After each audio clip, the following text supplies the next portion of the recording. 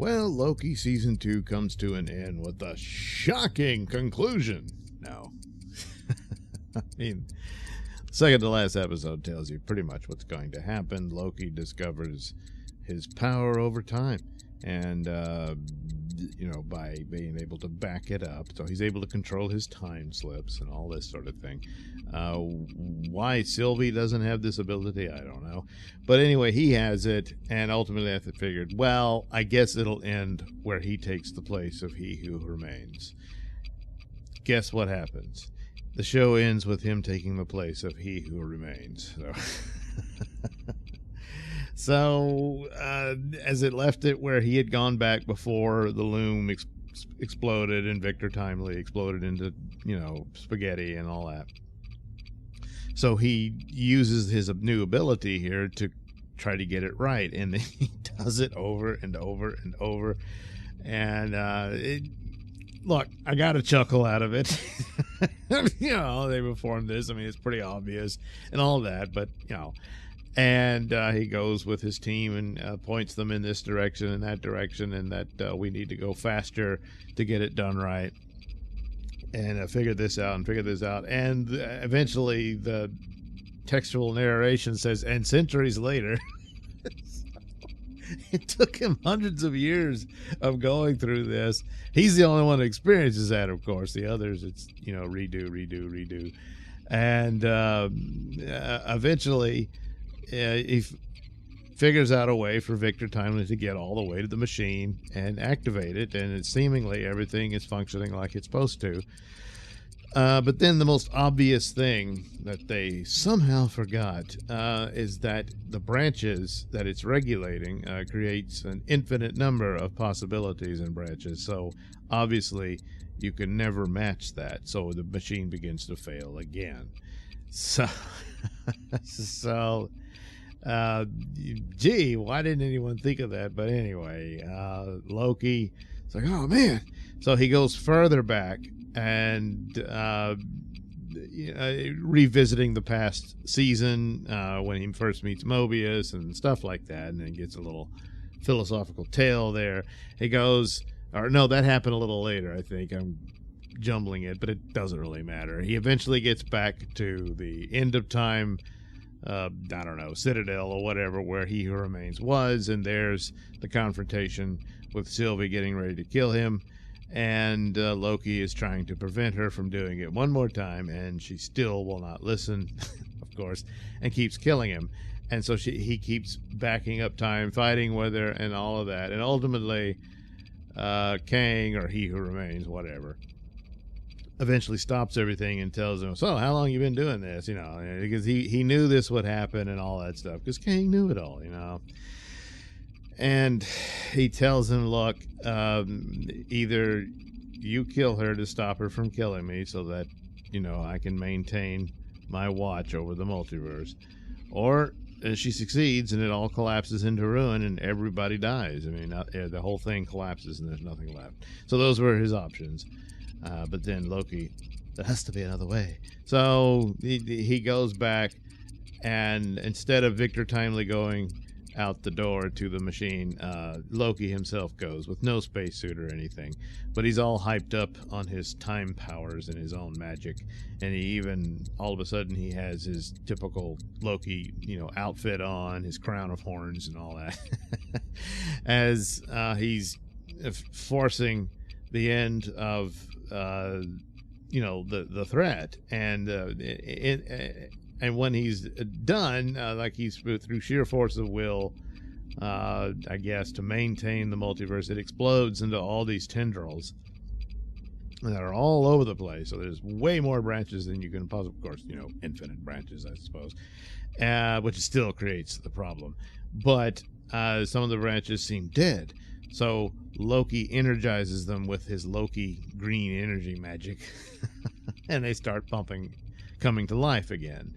And then a doorway opens and he walks through it, and a portal, I guess, and he ends up on a throne, which is it's the throne that He Who Remains had, and there he is, maintaining the multiverse. So Gee, I don't know that it means that they could now say Loki becomes the villain of Secret Wars rather than Kang, but they did say the variants, and I don't think they're referring to Loki variants, but that there are these variants out there, and I think they're referring to the different Kangs that are out in the multiverse and that sort of thing, because the TVA still exists and everything, but Loki has to sit there on his throne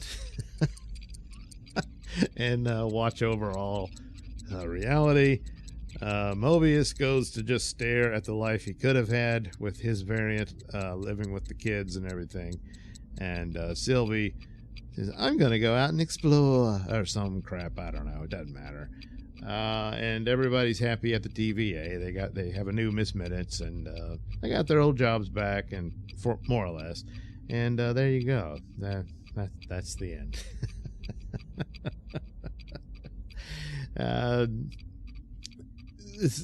Some of the concepts here in better hands could have worked, and especially making use of the idea of him having to redo things over and over.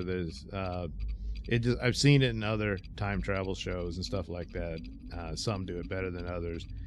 In this, it just, in better hands, I think it could have been more entertaining.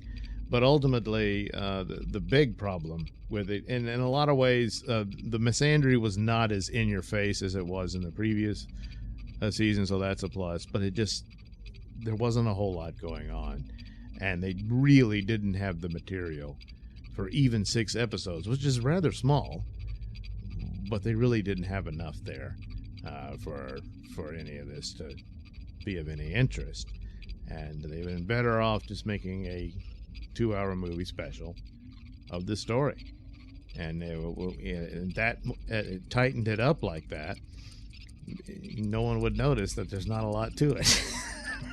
It's not as much when it's stretched out over 6 episodes when you don't have enough stuff, So it's unfortunate. Again, Hiddleston is left with the job of trying to carry this show, but there's not enough there for him to carry, and that's unfortunate.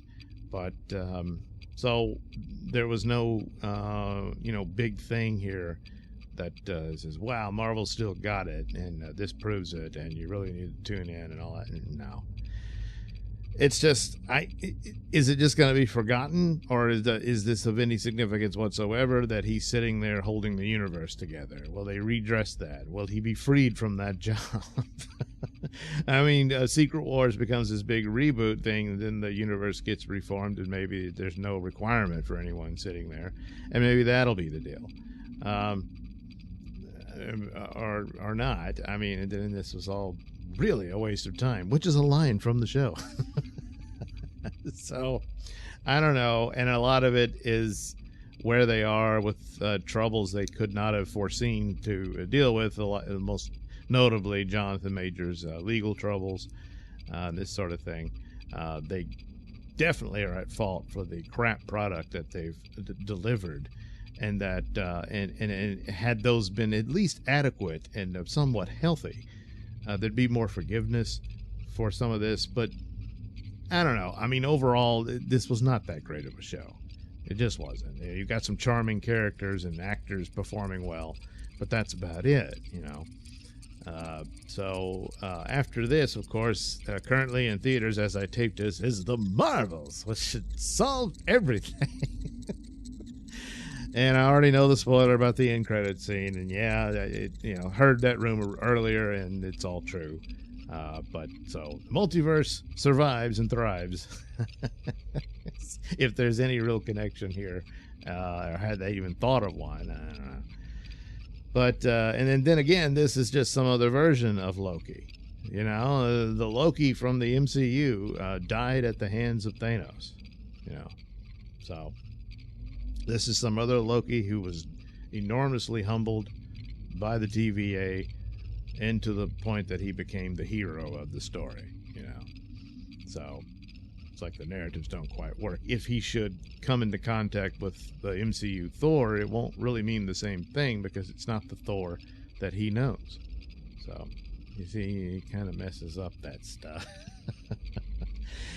But what have you? It's unfortunate. There were some threads here, as I stated, could have been better, and in better hands could have worked out perhaps. But then again, even if it'd been really, really good, it's surrounded by just crap, you know. So one good show won't do it. One good movie won't do it. It's going to be quite a Herculean task to right the ship. And even if you do, it may already be too late.